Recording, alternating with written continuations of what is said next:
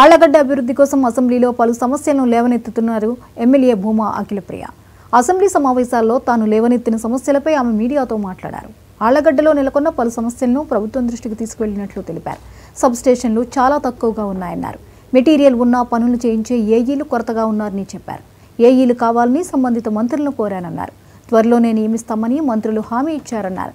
ఆళ్లగడ్డ ప్రభుత్వ ఆసుపత్రిలో వైద్యులు ఉన్నారు కానీ వైద్య సదుపాయాలు లేవని, ఈ విషయాన్ని మంత్రుల దృష్టికి తీసుకువెళ్తే ఏర్పాటు చేస్తామని హామీ ఇచ్చారని చెప్పారు.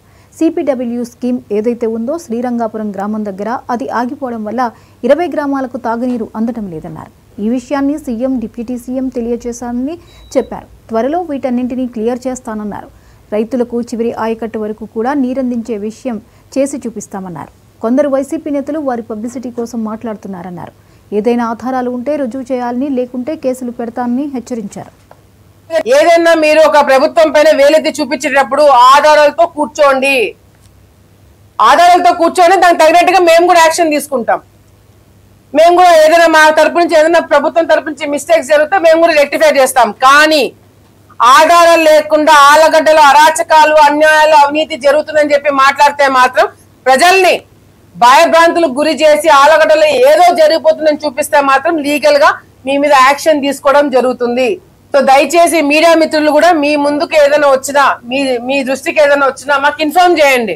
దాన్ని ఏ విధంగా కరెక్ట్ చేయాలో మేము కరెక్ట్ చేస్తాం. కరెక్ట్ చేయకపోతే అప్పుడు డెఫినెట్ గా you have right to question. చాగల్మరిలో జరిగిన దానికి వైసీపీ నాయకులు ముందుకు ఎందుకు రాలేదండి? ఎందుకు వైసీపీ నాయకులు దానే స్కూలు? దానికైతే మీరు ఓకేనా?